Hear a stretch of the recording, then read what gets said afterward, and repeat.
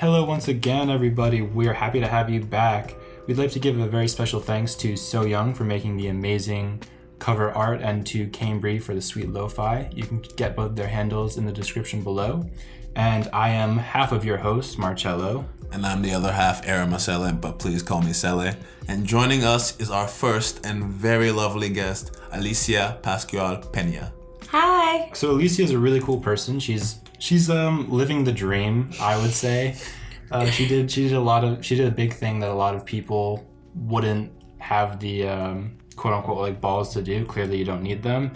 So she freaking went out to Hollywood. She did it. She has pushed herself out into the public eye. You can catch her on her show premiering a reboot of the very popular, even though I've never seen it, Saved by the Bell.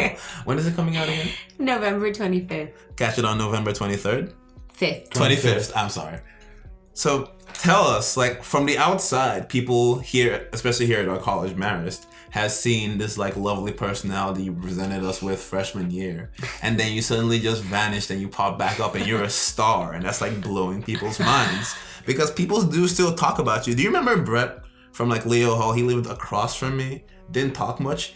I remember we were talking about you and he's like, oh yeah, Alycia, she was great. And I'm just like, That's so sweet. Thank you. That means the world. I miss my people here. You know, I met some of the most important people in my life here at Marist, and the time that I did get to spend here, even though it was cut short, were some of my favorite memories for sure. But yeah, I wouldn't explain it that way. That was very kind. Thank you. I wouldn't say that I'm a star, but yeah, I spent 2 years here. I was getting my degree. And then I took a leap of faith and I went to LA for a break. At least that's what I thought it was at the time. I thought I was taking a break from school and I was going to come back, but it turned into me living there.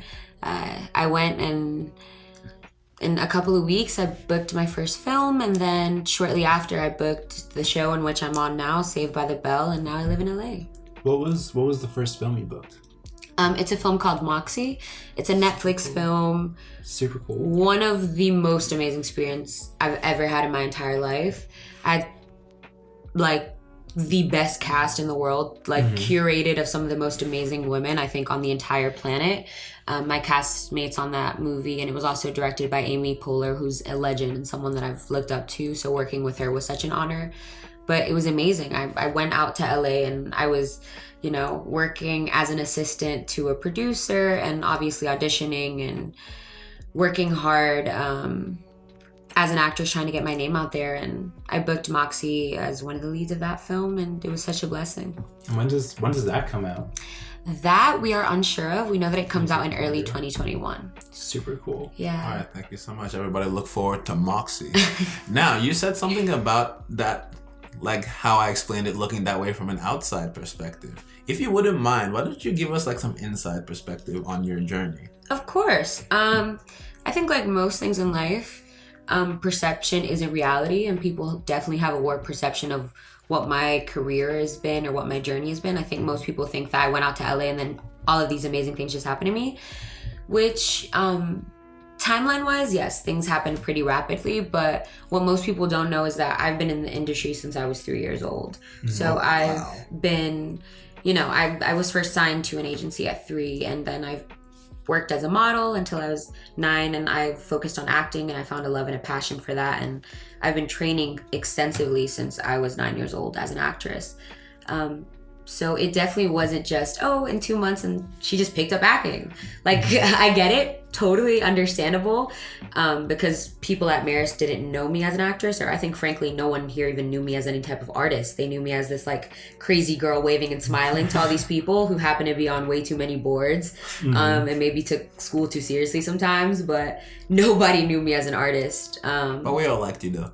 Yeah. Thank you. That's very sweet. Actually. Thank you.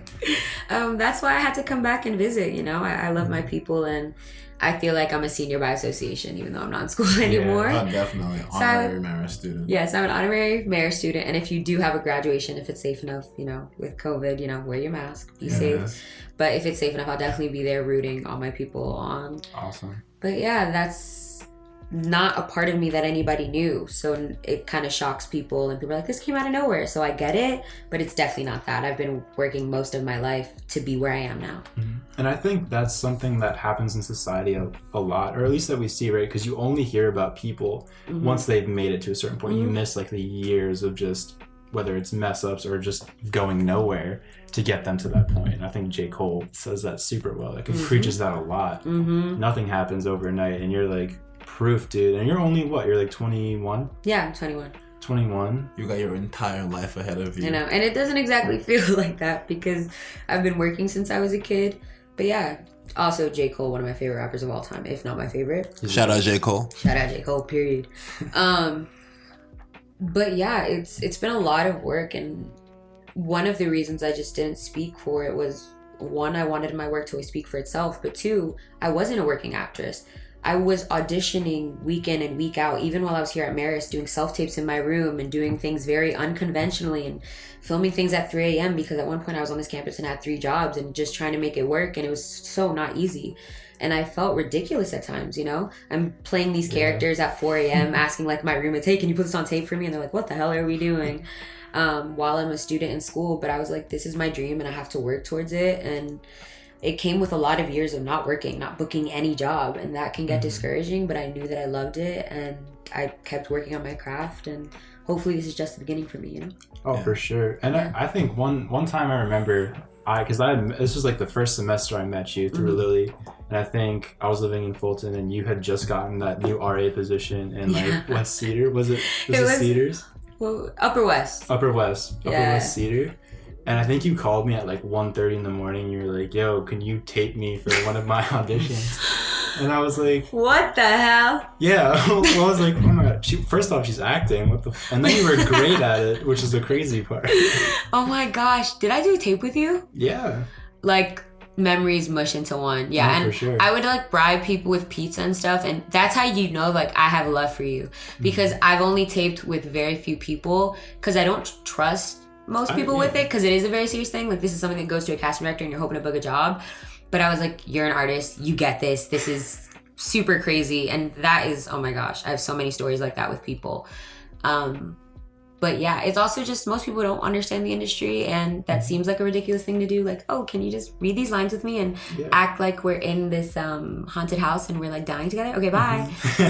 You know, like, you never know what scenes are going to be. Sometimes it's uncomfortable. Like, I've put some of my guy friends in the most uncomfortable positions with me because we've had to like act out this intimate scene together and stuff. So yeah, it was very unconventional when I was filming tapes on campus, but I was like, I gotta do what I gotta do, you know? And it finally paid off. Yeah, it really did. Yeah, here you talked about perception not being reality. You say you've been working for a really long time. Do you believe that like this has like shaped your self-perception differently from if you say had like a more conventional childhood?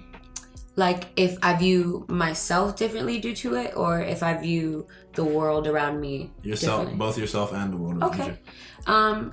For sure. I think that I definitely had to know what was important to me, know what I valued, know what I was willing to do, what I wasn't, really quickly. Like, as a kid, there was a sense of maturity that I'd have to have being on set, but also a type of resilience that I had to have as a child that I think most people aren't accustomed to. You know, at 7 years old, I had to understand, I didn't get this job, it's okay, you go to the next go-see.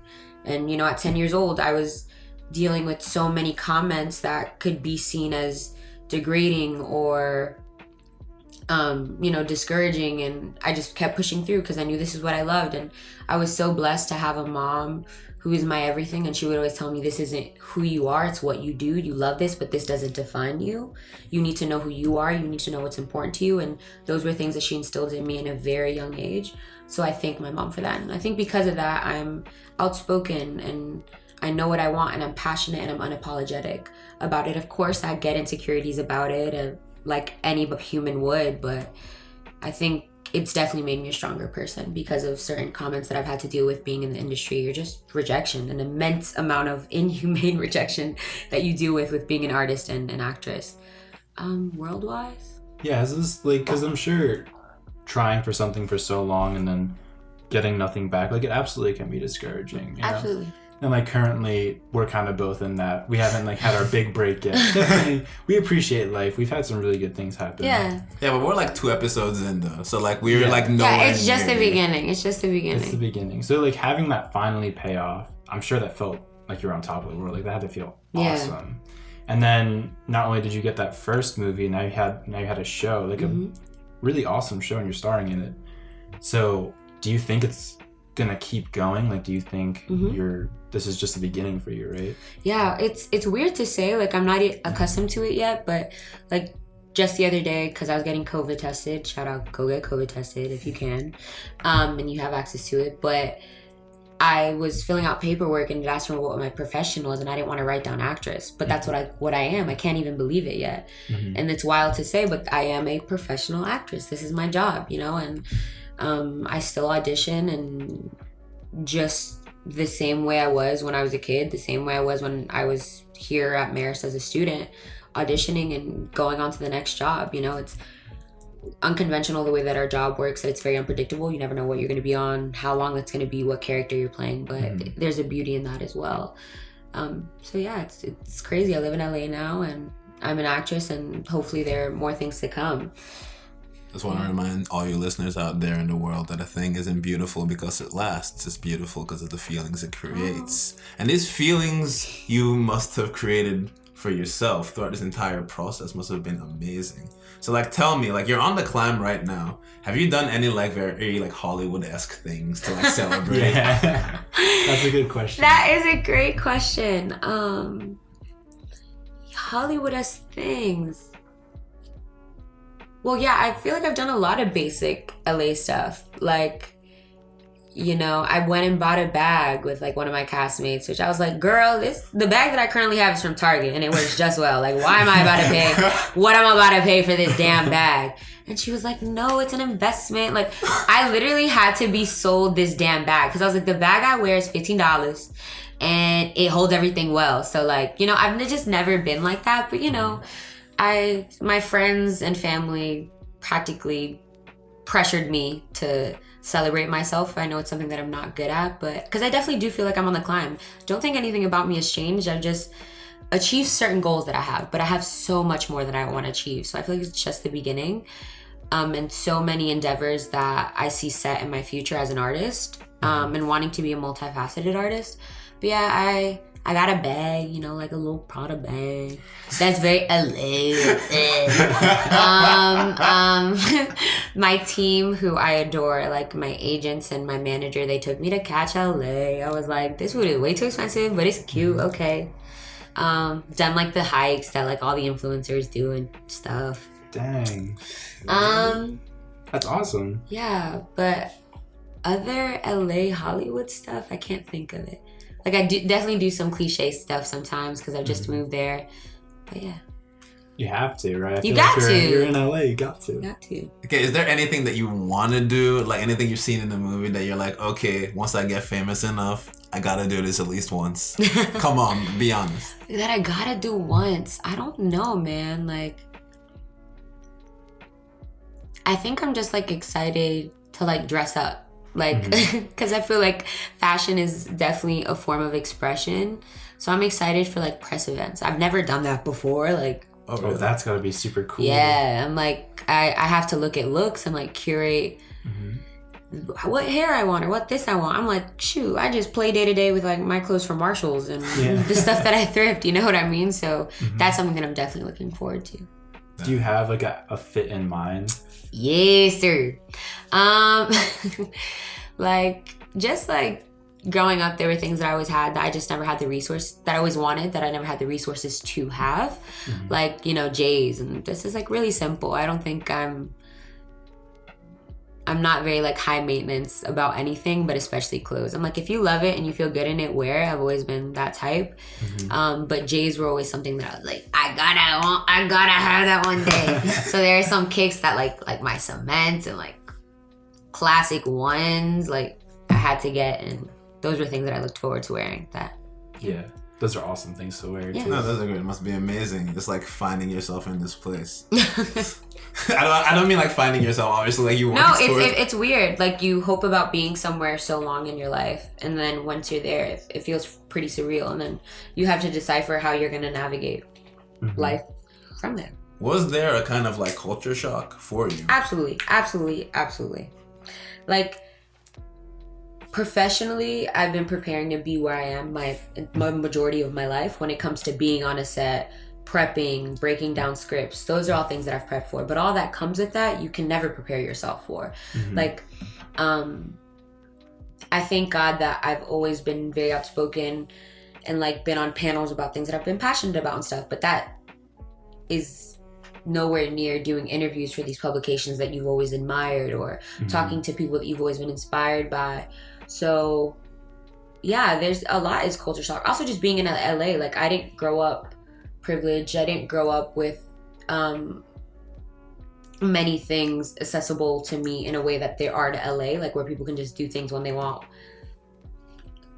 With the funds that they have, like, you know what I mean? So LA in itself was a culture shock, and just being on set and being like, oh, okay, so that's how that is and that's how this is. So do you ever like, I know that I remember like when I first came here from Nigeria, I'd like, you know, see people doing stuff that's like, you know, considered like, sorry, I'd see people doing things that's considered like completely normal for America, and I'd see them and just like with this look on my face, like, what are you doing? Like, does that ever happen to you in LA? And like, what kind of stuff do you see in LA that else makes you go like, you know, like that New Yorker kind of face? Absolutely. Just on a large scale, the fact that the youth has so much freedom. Growing up as a Latina, that's just not something, like, we cannot do what we want when we want. And in LA, I feel like so many kids just have like freedom to do whatever the hell they want. Wow. Would you say, because you're from New York? Yeah. So would you say there's like a totally different mindset in LA? Do you think it's a lot more open or accepting of people and all their different backgrounds? And well, New York and LA are distinctly different. Like, okay. I still don't even understand why, but like prior COVID, when I was going in and auditioning a lot, casting directors would immediately be like, you're not from here. And I'd wonder why. But I think it's just like a different type of energy, a different way that people operate. Like, I auditioned in New York a bunch, and it's just completely different. Like, I think people are a lot more serious in auditions. You don't talk to each other as much. It's a lot less interaction. I think people are a lot more straightforward, even the casting directors. In New York. Yes, in New York. Whereas in LA, they want to get to know you more, like your personality. Actresses are much more laid back. People will talk to each other more. People will ask each other about scripts. And I think a beauty about LA, yes, it gets its critique, which I agree with to an extent, because I think there's a lot of disingenuous friendships and relationships in LA because everybody's an artist. Everybody's trying to come up. Yeah. In a way, in New York, if you don't mess with somebody, you know, like, people are very transparent and candid in that manner. But I think there's a beauty in LA of this camaraderie in artistry. Like, everybody, most people out there are transplants, and they're out there because they're trying to pursue a dream. And I think there's so much beauty in that, whether they're a dancer, a model, an actress, an influencer, writer, whatever it may be. I think there's a lot of beauty in a lot of people in one place pursuing their art and working on their craft. Oh, that's beautiful. You seeing yourself as an artist, what do you do to inspire yourself? Is it like not just for your acting, for like anything that you see artistically in your life? I think it was inspired by a lot of things, and not to sound cliche, I get inspiration from all parts of my life. You know, things that move me, things that anger me, things that I want to change in the world. Like, I think I receive a lot of inspiration by looking at the world and seeing like what I want to change and what there's lacking. For so long in my life, I think they lacked representation of diverse groups, whether it was people of color, people of a lower socioeconomic status. And I know I wanted to be a part of changing that. And I'm grateful that I'm taking the steps to do that. I'm inspired by my family. I'm inspired by my friends. Just the beauty of the world. But I think mainly like looking at the world and seeing like, how can I change it? How can I make it better? What do I think there's lacking? As an Afro-Latina woman, I think I've seen a lot growing up. So do you see a lot of your future in the film industry? Like, not just as an actor, potentially as a director or producer or something? Absolutely. Like? I've had those conversations already. I am so fascinated by the entire process of creating a film. I think it's one of the most powerful things, and Shia LaBeouf says something reminiscent to this. I think one of the most intimate experiences that you can ever share with a human is creating a film with them. And I think that's so true. Or creating a piece of work, whether it be a show, a film, a short, whatever it may be. I think it is one of the most intimate experiences because we literally shape people's perception of the world and opinions. I think that's a very powerful thing and a tool that shouldn't be taken lightly. So I want to produce and direct, but there's so much learning and growing that I have to do for sure. That's why when I'm on my set, I'm like annoying people and like asking hella questions and like being like, hey, can I shadow you and stuff? So that's amazing. Do you like in terms of like movies, you yourself being an actress, has that like messed up movies for you? Sometimes, actually? absolutely. Yeah. Like all how? the time.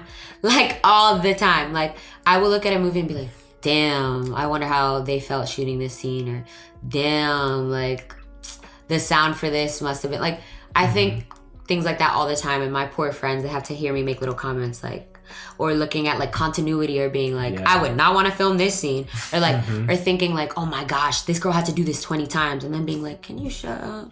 I mean, I get it. So yeah, sometimes it does, but the best films don't even allow you to do that because you're so immersed in them. For sure. But there's so much work that I'm like thinking of all the little stuff on set. I have a lot of movies that I like. I don't really have a favorite movie. What's your favorite movie? Damn!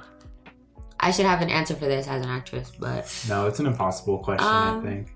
artistically, I'll never have one because I think I'm inspired by so much. But just like on a nostalgic point that just makes me feel joy, makes me feel happy, is Brown Sugar. It's this like 90s film. It's a black love story, and it like has hip hop in it, so it's Awesome. it's very much me. So I've never seen that. But that's on the watch list now. We're gonna do it. it's on the watch list, yeah. But What's like a recent awesome movie that film you've seen that like really or like show, anything?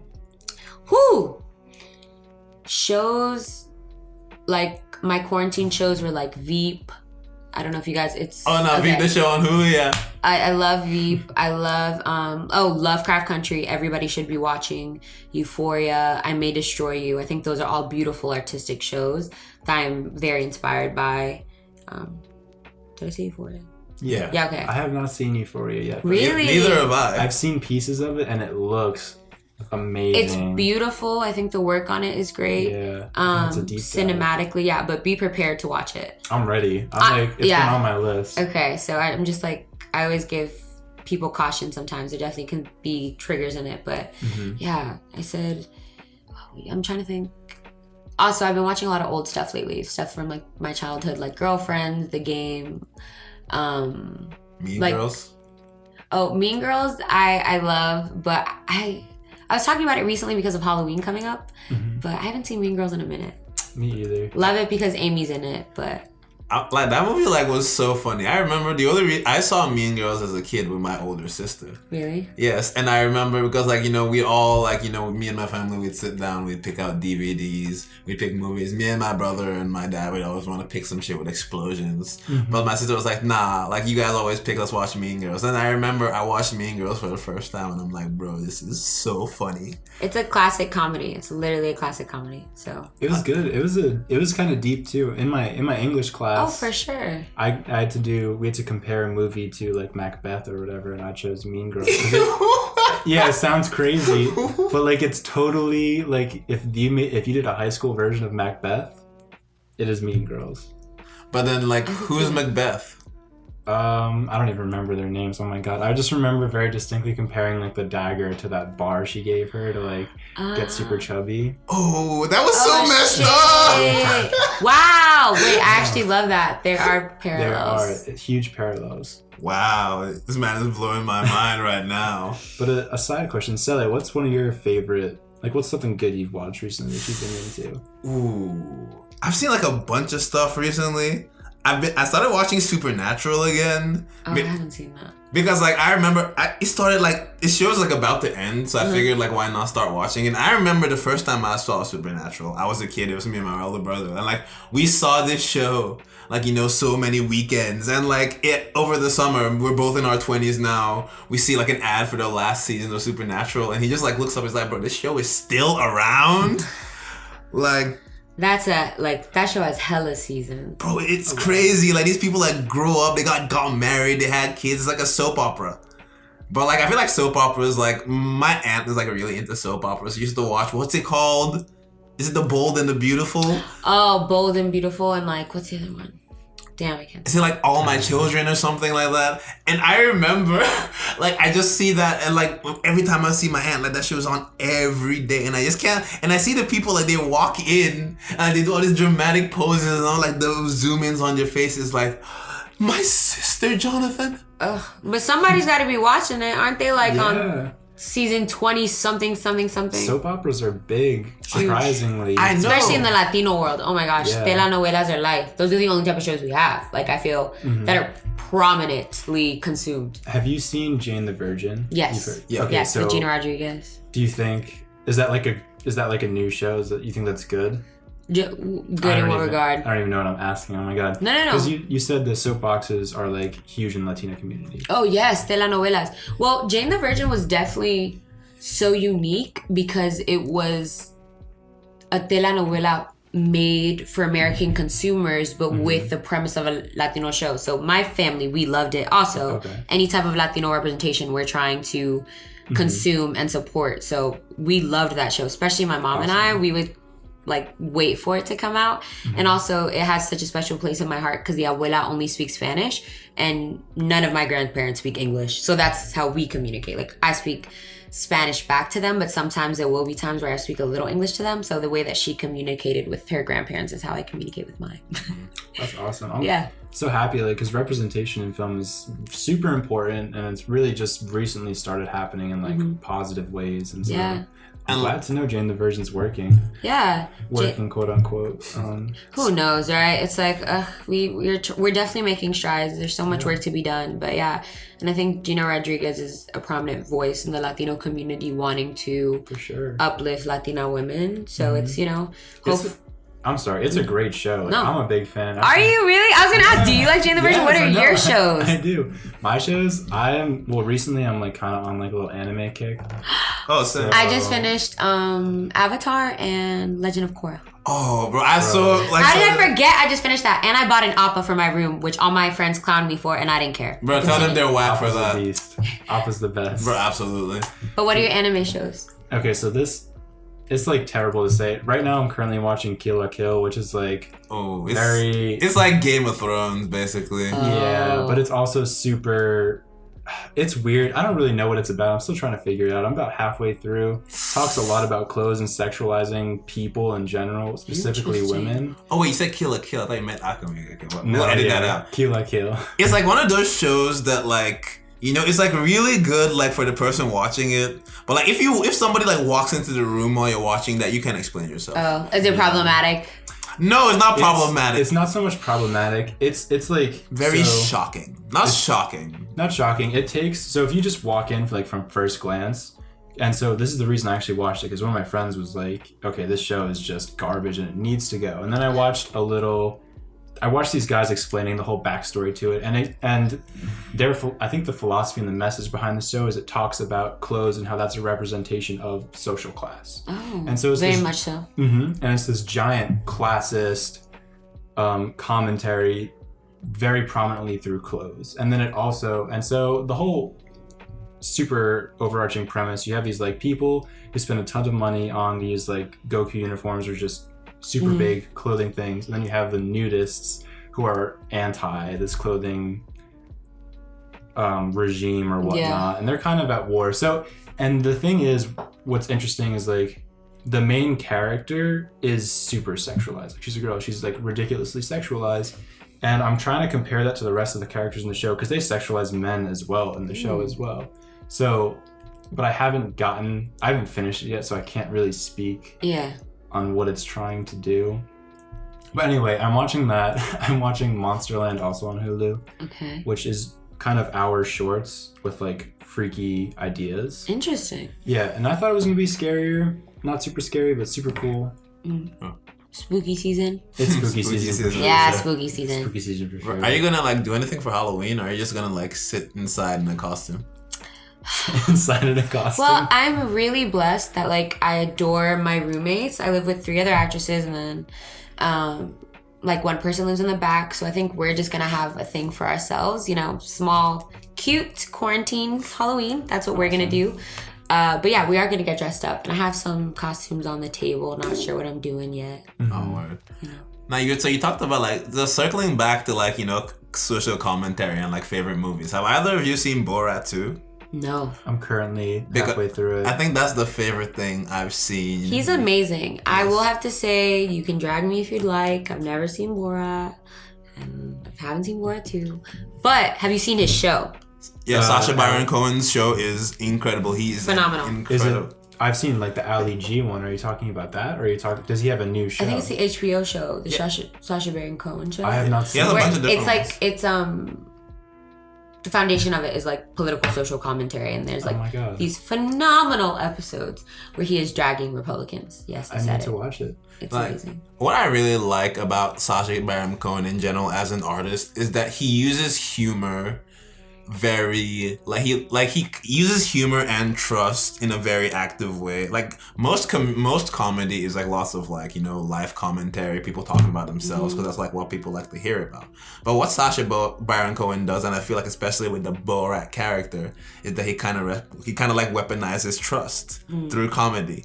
Yeah. Because like, you know, he presents himself as being like so utterly ridiculous that he can like expose. Because people feel comfortable, like, you know, exposing like their deepest prejudices to this guy. Because they're like, oh, this guy's like dumb as hell. I can just like say these things. For sure. Because like there's a moment in the movie, spoiler alert, that he goes to like buy a cage for his daughter. Yeah, I saw that. And like, yeah, so like part of the premise of the movie is that in Kazakhstan, like women are like raised in like cages and like in barns. Gosh. Yeah, it's crazy. He's definitely wild for sure though. For the record, because after I watched the first one, which came out in 2006, which is way ahead of its time, thinking about it, he made that movie, so obviously Borat is a character from Kazakhstan, which is a real place, and after he made the movie, the entire country of Kazakhstan was very upset with the representation that they got. And so he got a lot, like that whole studio got a lot of backlash. And so, but everyone kind of knows that now. And I think I know part of Borat 2 in the beginning, like he kind of spoke about all the backlash and all the damage he actually did to Kazakhstan. Yeah. What's amazing, that movie actually impacted that entire country's, because it's kind of an unknown country, but the entire country's image was Borat for a long time. That's kind of wild. Like, he definitely pushes the envelope in a way that I'm like, ooh, I don't know if for me. But, you know, that's art, right? Like, I think it's supposed to force you to think differently and it's supposed to make you uncomfortable. But yeah, specifically the show on HBO that he has, I think amazing work. He's definitely his own distinct comedian. But I actually found out about it because of a class here on campus. Oh, really? Yeah, they showed it to us in our fake news honors course, and we watched an episode of it. Fake news? Yes, it was a fake news class. We need more of those. Yeah, it was actually amazing. Totally forgetting the teacher's name, but it was an honor seminar class, so I don't know if it's like switched out because I know they change those pretty frequently. But the whole premise of the class was talking about how we've lost objectivity in American journalism and how much that shapes the world, and obviously this new realm of fake news and how dangerous that is, and the severe implications that has on our society and democracy, and how that can help dismantle our democracy. It was actually a really powerful class, and I know that I wrote my paper, I think it was my final one, about connecting practically how fake news has always existed. We just have a new term for it, but specifically how it perpetuated stereotypes and racism and xenophobia and bigotry. And the thing about, like, you know, fake news and like everything, like especially in America, in a country so big, we have all these algorithms and everything like determining like what we see online, what appears in like our search results, and that just like makes information like even more biased. Because like think about like the presidential like debates recently, all the debates that we have, either side saying something, they can say something and they'll be like, this is an absolute fact, and the other side can say the exact opposite of this and be like, this is an absolute fact. And like depending on where you are, you can like, you will receive information like that can tell you either one can be a fact. But like you can't have two people say opposite things are being a fact and one of them not be like false. Yeah. And I feel like we're losing that, like you're like talking about that, we are losing objectivity because it's so easy to like live in an echo chamber. And like with social media and everything, it's just becoming like people like we tailor the things we see to our comfort. But mentioning about art, I think that like we shouldn't strive for comfort in like our thoughts and in our knowledge, because you know how they say ignorance is bliss. Ignorance really is bliss. Yeah. Because like think about like somebody who knows about everything that's like going on in the world right now. I'm pretty sure you have an idea, because the protests here in America, the protests like back home in Africa, in the Congo, the NSARS thing in Nigeria, so much crazy things are happening. And like you're now that you're like a celebrity.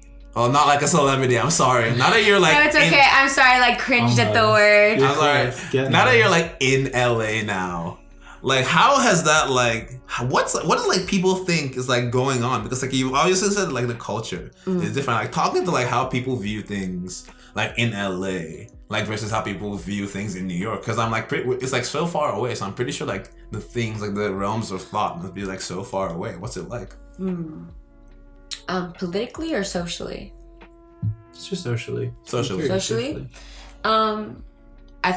Just because of the pace of New York, things are so different.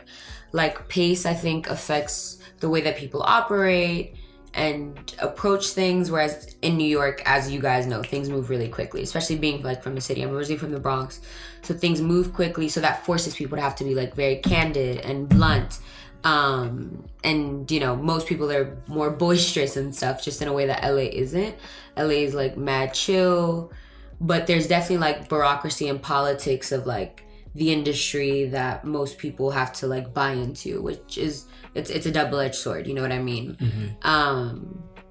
And you know, it's politically, it's a beautiful thing to live in a place like LA where like they get it, you know, it's one of the bluest of states, and if you know me, you know how I feel about things. I'm pretty transparent about how I feel on things on my social media. If you speak to me, I have respect for different opinions as long as it's not connected to the oppression of other people, you know. I essentially quoted James Baldwin, but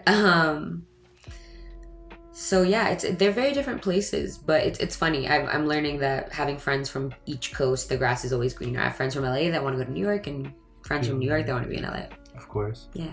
And just speaking, since we're talking about social activism and just topics right now, I think NSARS is a topic I know Sele specifically really wanted to bring up.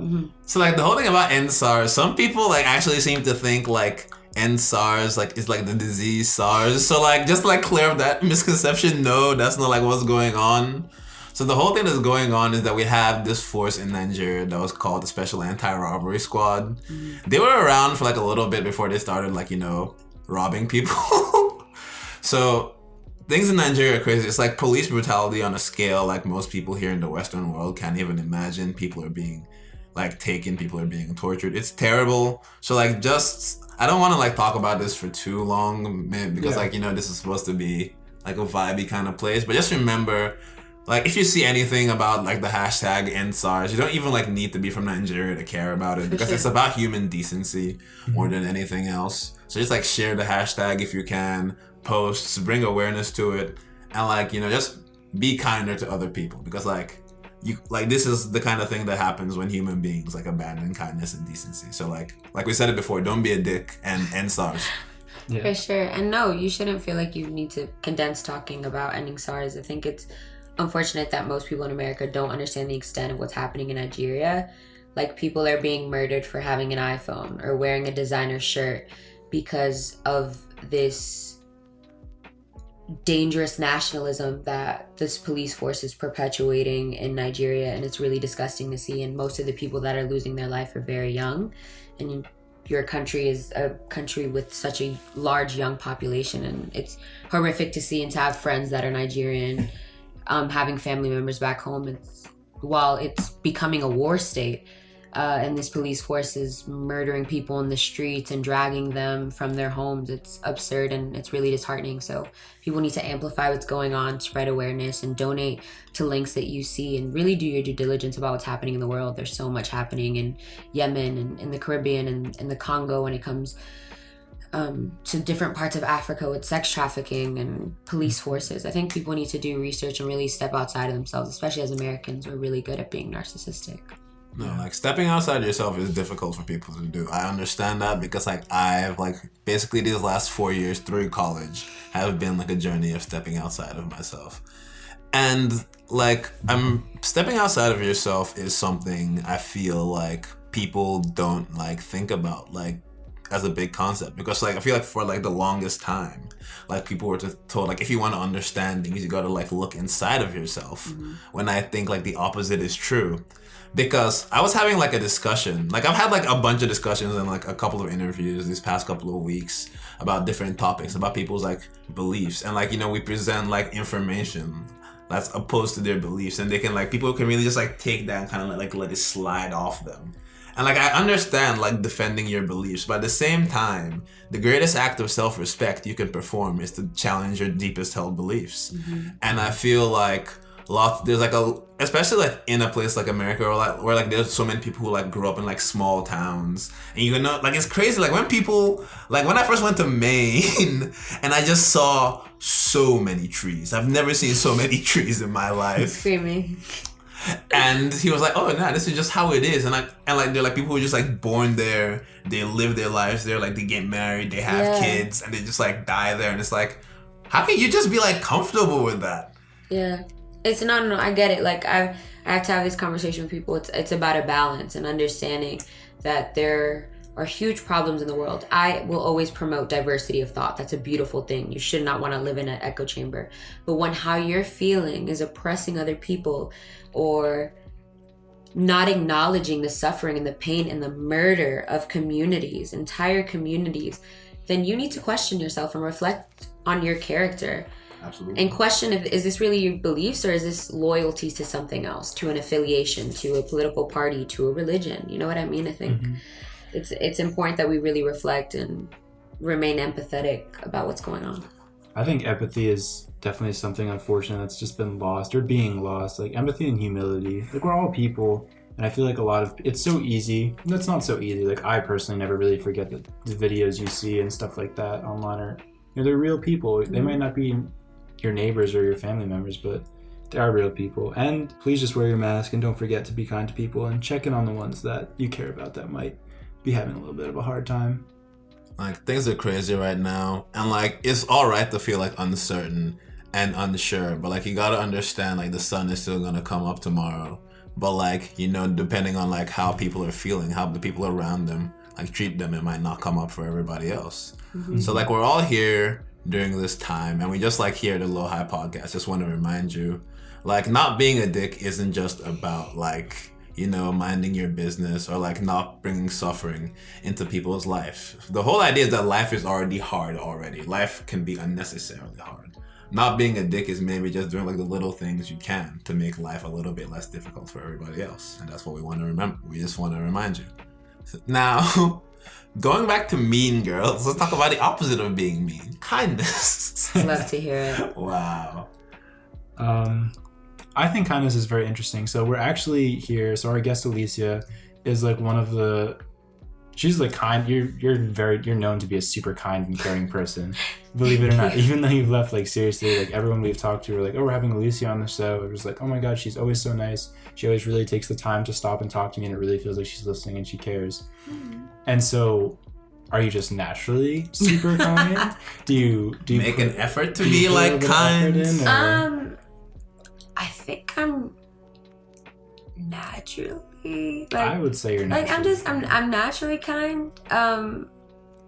Which it's funny, you know, my mom like tells me stories that I was just the little girl that was like always wanting to talk to every single person, and like her biggest fear that I was just gonna get kidnapped because someone would be like, come talk to me, and I'd be like, okay, let's go, like, because I just you know, I feel like me and Sele talked about this a little bit earlier. I just am so interested in learning about people and getting to know people, and as cliche as it sounds, I'm a firm believer that you come to things and make it better than you left it.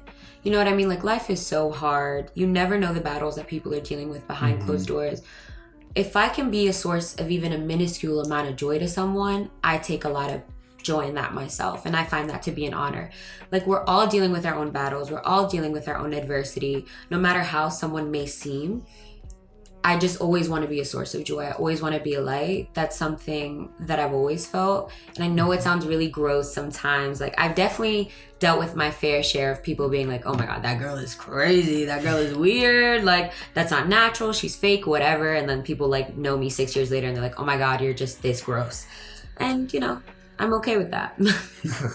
It's crazy. The thing about, like, we talked about, like, you know, like Sacha Baron Cohen using trust. The thing about trust is that it really can be weaponized, because, like, you know, you can you can do things to people. You can, like, you know, like, lead them places. But, like, if like somebody trusts you, you can, like, literally get them to do, like, whatever, and that's incredibly dangerous. Well, I pray that I've never done that.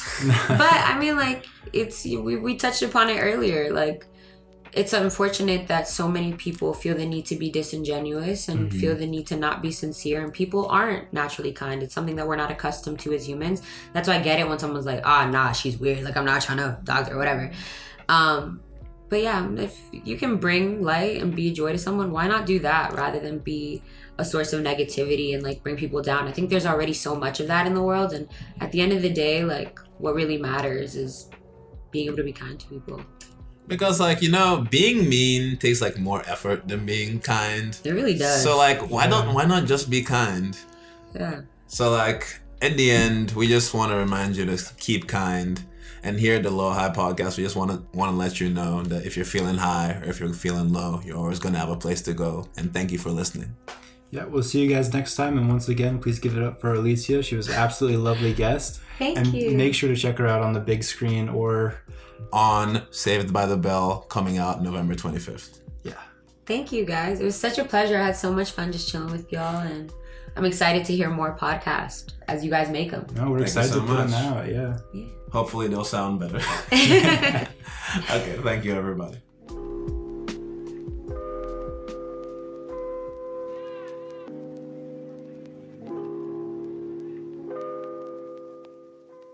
Yeah.